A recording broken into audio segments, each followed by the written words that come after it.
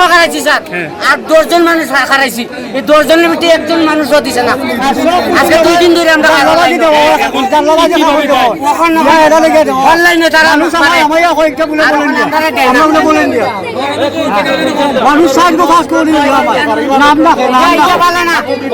সামনে কম না একটু কি কইছে কও তুমি মাথা আর আমরা ইচ্ছা না তোমার উচিত মাথা গিয়া না করে আমরা মাথা দিতে উচিত 5 কুচ হইব আমার কথা লাগে আজকে তোমরা দিতে পারো না আজকে আমরা মুখ থাকি মাত্র 2টা কেন্দ্র 2টা জোরে কইতাছে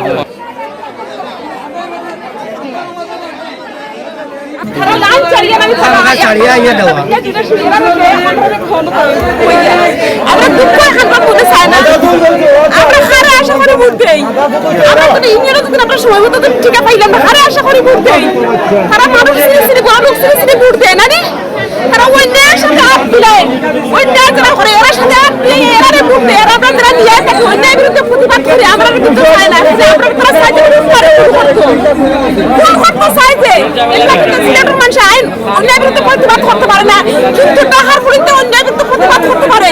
তারা জানতে তারা শহীদ করে দিতে পারে, এলাই তারা ঠিক আছে, কিন্তু সিলেটের বেটিতে ডরাই ডরাই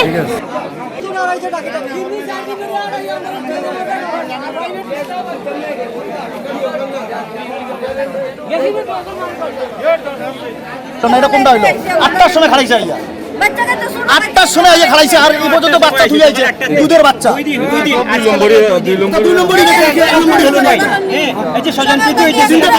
আমরা নিজেদের চোখে সাক্ষী সকাল 8টা থেকে এই যে জানলা দিয়ে বারবার দেওয়া হচ্ছে।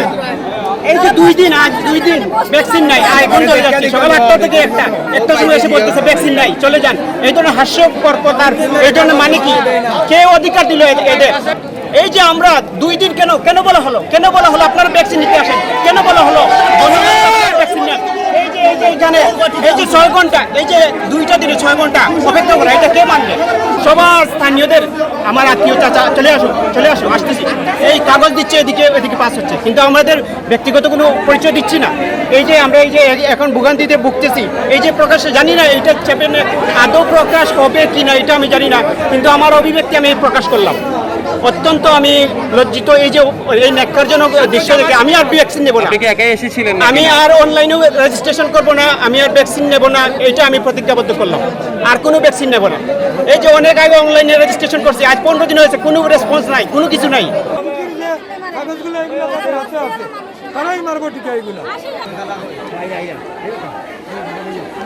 ফরম আর এখন আমার কিশোর মানুষ জান পাইছি টিকা পাইলাম না, কাউন্সিলর কইলে আইলে দিবা আর কি জানাইবা আমরা মেসেজ দিয়ে জানাই কোনটা আর সকাল 7টার সময় ঘুম থেকে উঠি আইছি আমরা রিওর আনি করার দরকার আছে। আমরা আইছি সকাল 7টার সময়, 8টার সময় কাগজ জমা দিছি, ফার্স্টে আমরা জমা দিছি আমরা কাগজ, কিন্তু আমরা কাগজ ভ্যাকসিন নাই আপনার, এখন ভ্যাকসিন শেষ হয়ে গেছে বর্তমানে। আমার আম্মা অসুস্থ মানুষ লই আইছি সকাল 7টার সময়, এখনো বোয়াত অন্য কিছু যদি কেউ ওইগুলো আর বাই নিব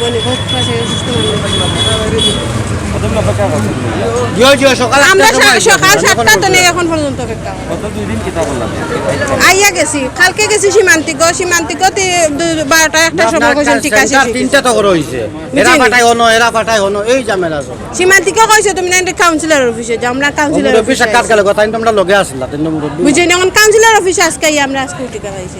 আপনারা সুন্দর থেকে আইবা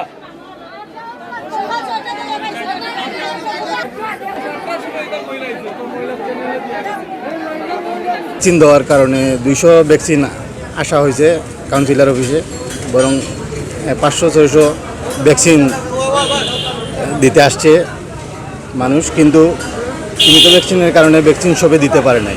আগামীতে কাউন্সিলর সাহেব জানাইছেন 14 তারিখ দেওয়া হবে, সুতরাং আপনারা সব 14 তারিখ আসার জন্য কাউন্সিলর সাহেব বলছেন। আপনাদের কলমের মাধ্যমে কিন্তু আমাদের ভালো কাজগুলো জনগণ দেখতে পারে, আবার খারাপ কাজগুলোও কিন্তু জনগণ দেখতে পারে। আমি একজন জনপ্রতিনিধি হিসাবে দোয়াই আপনাদের কাছে আমার, যে কারণ আমাদের কোনো আঘাত নেই এখানে, বা এখানে কোনো স্বজনপ্রীতি হচ্ছে না। কারণ এই জায়গায় আমি একটা সেন্টার বাড়িয়ে দিয়েছিলাম আনোয়ারামতি, যে আনোয়ারামুদ্দিন আমার দেওয়ার কারণ হচ্ছে যে এই জায়গায় 2টি সেন্টার, এই জায়গায় 1টি সেন্টার। তো আমাদের যতটুকু সম্ভব হচ্ছে, গতকালকেও আমরা এই জায়গায় আরও 100 ভ্যাকসিন অতিরিক্ত দিয়েছি।